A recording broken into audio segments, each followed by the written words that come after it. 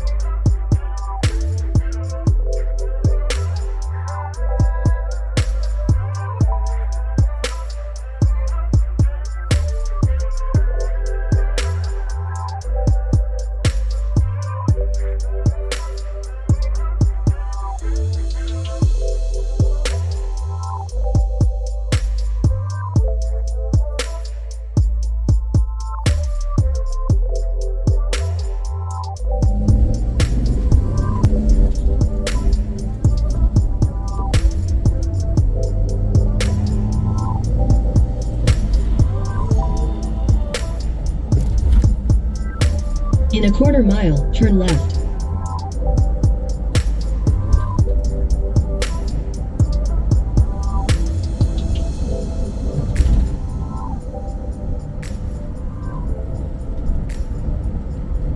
Turn left, then turn right.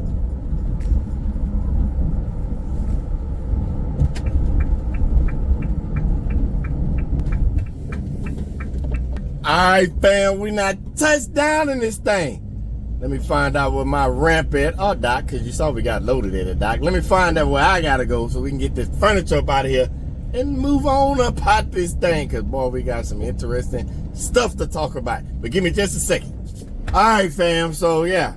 Didn't get much of the offload because they was coming up. I was sliding the boxes. I forgot to put the phone at the front so y'all can catch it. All I did was slid the stuff to the back. They grabbed it off. It was real nice and simple. But this load is finito, baby.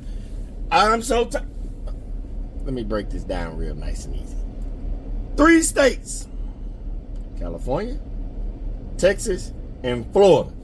Driving through them 3. I tell y'all all the time about that Houston up to El Paso just all day. And I spent all night in Florida. Man, now don't get me wrong. I was good because I got my buckies in Alabama. But that drive through Florida, oh my goodness. Across the top, down the bottom. I can't. We're not even going to go down there. I digress. Just know this load finito. 1,189 miles. And they paid your boy the $1 mile. Yeah, we got the 1,200. I know we want more all the time. We talk about it. But we got the 1,200. And it's finished. Light work. Man, it was so... Because the paperwork said it could be here Friday. The gentleman, I guess, like the supervisor or whoever, the boss, he came and he started helping unload. Now, like, that's those good leaders right there. They jump in and help their people. But anyway, he came up. First thing out of his mouth, he say, holy, I can't even put the beep. He say, you got here fast. I wasn't expecting you. And he pulled his phone out after he got through helping unload. And it's like, I got to tell him that the stuff's already here. And the other dude that worked there was like, well, what about the, because remember I told you it didn't have no legs. He was like, what about the legs, the stool? It's like, it's coming from somewhere else. And I looked, I said, I'll go get it. Hey. Your boy be out here moving. That's why they say, Mr. Get It There. I'm going to go get it, and I'm going to get it there. But yeah, fam, that was good. And I, been looking at the loads as I pull up. And I forgot, because I ain't been back to Florida this far in a long time. In Florida, y'all act like California with these rates. And now, granted, I thought about this long and hard. Because I was looking at the loads on the way, and when I got here today. And when I say like Florida, it's like the rates. And don't get me wrong, it ain't all one type of broker, because some of these companies are the same ones we run up through the Midwest and on the East Coast and all that stuff. Same broker companies, some big, some small. So I started asking myself the question, who's messing these rates up? I want you, if you know, and I have my ideas about what's going on. Because don't get me wrong, just because I told you I'm even killed. That mental spectrum. Just like there are drivers that'll take low-end rates for whatever reason. We don't know their reason. We don't know what their money look like. We don't know their whatever it is. I think it's brokers out here that also don't know how to calculate their rates right. Yeah, don't come after the messenger. This is just what I believe from talking to some of them. What I think happens, because remember I told y'all some videos back, the shippers, they know how much it costs for stuff to go. This ain't, we out of them pandemic numbers. We not there no more. These shippers know how much this stuff costs. And I think sometimes brokers get left holding the bag because they might, because it's for them to get it from the shipper, they're bidding. They're bidding just like how we bid to get the loads, or we trying to negotiate to get the loads. They do the same thing to get it from the shipper. And I think there are times, more often than not, that they bid too low to try to get it, that they try to, like, for example, let's use an example. It was a load that that's in Miami that was going to, it was staying in Florida too. I forgot. It's going 600 miles. It's going up there like going back towards Pensacola. I forgot the name of the city, but it's 600 miles. One pallet. And so Dude came out, and remember, double brokering is a thing. We'll cover that in another one. But it popped up there, the same load for 2 different brokers. And one said 500. All I asked him was, hey, can you do 600 to get me at $1 a mile? All they replied back is no. And that was it. Like, man, you ain't even negotiate. The art of negotiation is not his strong suit. And so the other one came back and he said he wanted to do it at 300 for a parcel. I'm like, nah, I need to be at $1 a mile for my CPM. We talked about that. And so he came back and said, best I can do is 450. But then he told me he was nice about it. He said, but thank you. If you change your mind or something come up, just let me know. And so I replied back. I said, hey, I'm going to be in Miami for a little bit. If you aren't able to move it, contact me because I'm here in Miami. I waited a little bit and I watched that load fall off. I don't know which broker got the load moved, but one said 500, one said the highest he would go 450. Somebody got it moved. But one or two things happened. Drivers just took it because at 500 for 600 miles is like 82, 83 cents a mile, something like that. Obviously 300 is 50 cents a mile. But somebody took that load for less than $1 a mile. Again, no judgment here because your numbers is your number. You probably already had a load going there and you just threw it on there.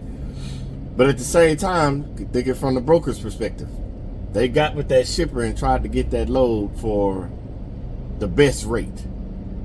And whoever got that load for that best rate, I'm sorry, man, this truck's pulling up. I need to see if I'm in the way it needs me to move. Nah, he looked like he looking at the box truck. He ain't looking at me. He looking at, he threw me the deuce. He threw the deuce. He ain't worried about me. But I had to make sure. I'm making sure because he threw the deuce, but that could mean all kinds of stuff. He looked like, yeah, he just turning around. He turning around. Sorry about that, fam. Got to make sure. Hey, I be trying to be polite and courteous out here. I don't want to be in nobody's way. Don't want to be hindering nobody from getting their bag, trying to get out the way. But yeah, like I was saying, that broker had to get that load from the shipper at the best rate that he could. And so he might have say he took it for 600. If you took, let me just move up a little bit, just so I know I ain't in the way. He said I was good, but I'm going to move up a little bit. Look, I tell you, man, you got to be watching everything out here on this road. But yeah, so if he takes that load for 600, he can't give it to me for 600 because he's not going to make no money. Because the shipper knows that load is only going up the road 600 miles. It ain't like he going to pay $1,500, especially if it's not expedited. It could be something that, now if it's expedited, they need it there ASAP, totally different conversation. But remember, we not always get expedited. Sometimes we get loads that are meant for box trucks, 18-wheelers that they want to do partials with. We talk them up in the numbers. We talked about that in past video. I keep saying past video because we get new fam, and I want you to know we discussed this. Go back and watch. So if he took it at 600, he can't give it to me for 600 because then no make no money. But there are times, and I've seen it. Remember I told you about it, where I watched them loads get in the end of the day and they just start shooting the price up. Because some of those times, depending on the company, you want to keep that relationship with the shipper. You get yourself in a bind, the broker, and they have to go ahead and shoot that rate up and bite the bullet. The same way the young lady did when we went from Seabrook down to our first time coming to Florida, back at like load 2, 3 or something like that. We came from Seabrook all the way down to this part of it's like Palm Beach or something like that, down by Miami, Pomino Beach or something like that. And she had to bite the bullet because they put the zip code in wrong and thought it was 900 miles. So she took the load from the shipper for 1,100. And that's when she was trying to give it to me for like $875. She was gonna make, $225. Cool. I have no problem because I know brokers got to make their money. But because she put it in wrong and she already did it, and I already had the rate cut, everything like that, and it was the end of the day, she went ahead and had to bite the bullet because it ended up being 1,149 miles. So she gave it to me for $1,150. She basically had to lose $1 out of her pocket. Worked for $1. But hey, it happens sometimes. I know y'all see me head on the swivel. I'm still over here by the warehouse. I didn't go nowhere. I just pulled over to the side, submitted that paperwork because I wanted to make sure it got in time so that money can hit. And then I just started talking to y'all. But it looked like we still good. I just hear honking. But yeah, so sometimes they bite the bullet. So brokers sometimes can put themselves in a bind because they took the load for a low number for the shipper, but they need to move it. So it's two things happening out here. There are drivers that depending on who you're talking to, they're saying they're killing the rates because they're taking them for anything. That is also, two things can be true at the same time. They could be killing the rate for you, but it's doing great for them. Like somebody might look at me and say, taking $1 a mile, they're looking like you're killing the rates, BG. And I'm like, no, I understand my numbers. I understand the average in the market. It's doing good for me. Some people, that's why I said it's depending on the individual, depending on who you're looking at, depending on your CPM. But then there's brokers out there that are not making the money they need. They might have a goal because they might not be a big broker company. They could be a small company. And as a small company and you're starting out, they look like us as a starting out small business in the cargo van. You're getting the lows because you're trying to build your capital. And they're doing the same thing. So they might have a quota of, I need to get $1,000 a day or $500 a day to keep this thing building and keep it going. Because some of them, look at the big picture, some of them try to offer like factoring, quick pay, so they can get it to the driver. And so the way they have to do that, they got to get lows and build their capital up so that they can have the money. Because believe it or not, like the 18 wheelers, the big rigs, some of them don't do quick pay because after they get their numbers up, they just wait for the check to come up in the mail for every 30 days. That way they don't have to pay nobody no money, no factoring company, no nothing, because they in 53-foot dry vans and flatbeds and all that stuff. They already, that if they filling up, they making 8, 9, 10 vans at a time sometimes. So they get their money capital up. So that means those brokers, when it's time to pay that, write that check and send it to people. You got to think it's not just one. They're sending it to a bunch of people. So that's why I say that they're trying to hold money in their pocket. Again, I know everybody got to make money. It just rubs me the wrong way when the broker wants 50% and want to get a driver 50%. I think it should be 70, 30, 80, 20, something like that. Because when that broker gives that load to that driver, you gone. It's going to take you hours to do that work. Say I'm going 200 miles. That's going to take 3 hours. While I'm driving for 3 hours, that broker can book 2, 3, 4, 5, 6 more loads. But that's just me. I digress. I'm not counting nobody's pockets. Hey, go what you go, get what you get. All I know is we got to get what we need, and that's that $1 a mile. We'll flirt with the 90s and all that, but we get what we get. I'm just saying that to say, when you go certain places in Florida, it's looking like one of them. I'm doing this for a reason. Somebody asked in the live the different markets, and I already told y'all about California. Now I'm looking at Florida because some things don't make sense. I kind of get it in some states because if you partial out something, you might get a driver that's passing through that might can pick it up because they got a load already and all that. But I'm down in Miami. I'm at towards the bottom, almost at the bottom of Florida. There's nothing driving through. Somebody's starting here. Nobody's finna drive from Jacksonville and all that, come down and pick up something and go back up, because that's like 300 some miles from Jacksonville down to Miami. If you're parceling something for $400 and $500, why would you drive down here to pick it up and take it?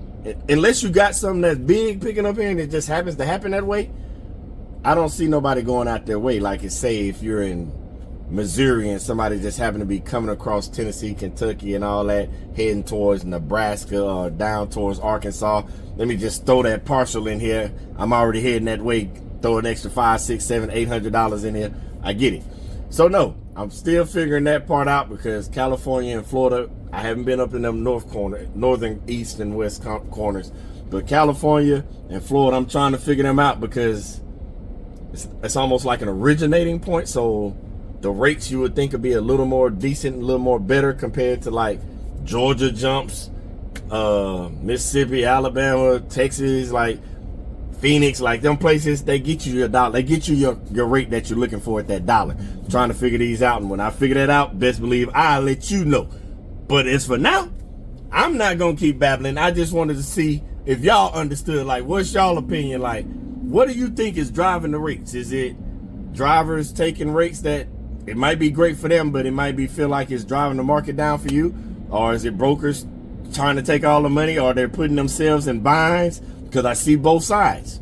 Some brokers give great rates. Some brokers, they might be new and starting out. I don't know the reason. Some drivers get higher dollars and $2 and all that. And some drivers are driving for 50, 60, 70 cents. Everybody's prerogative. I'm just curious to know what you think's driving the rates. What's driving the rates in these cargo van business? What is it? I have my suspicions. I'm going to keep doing research. I want to hear y'all opinion. See if we can bump heads. Let's figure this thing out together. Because, hey, But hey, you say what they say, that's how you make a change or something like that. Hey, I'm just curious though, fam. You tell me your opinions. Let me know in the comments so I can see if I'm thinking crazy or something like that. Or maybe we come up with this bright idea and we figure it out together, and I don't know. Either way it go, we finito. We got the 1200. We got the bag. We're secured. And your boy got to see how I'm going to get up out of Florida, especially with today being Thursday. We got to get something shaking between today and tomorrow so we can have something to drop off Monday, because we can't be just dead and heading back to the house. But yeah, that's all I got for you, fam. And I rambled on enough, man. I appreciate y'all just for riding with your boy. I didn't let y'all see me get buckets. I already seen that. Y'all knew I was stopping, so I didn't have to show you. And yes, the one in Mississippi is progressing along very, very nice. But no, fam, I'm done with this. Gotta go get another bag. I already know y'all getting y'all bags, so we getting these bags together. But your boy got to get something moving, figure something out, so I can get a little rest, so I can keep him moving and grooving and shaking and driving, so we can make more videos and we can have more content and we can talk some more. So yeah, let me get the moving. Let me get up out of here with my $1,200 bag secured, and I will holler at y'all, fam. But you know what to do. Until the next video, y'all stay blessed.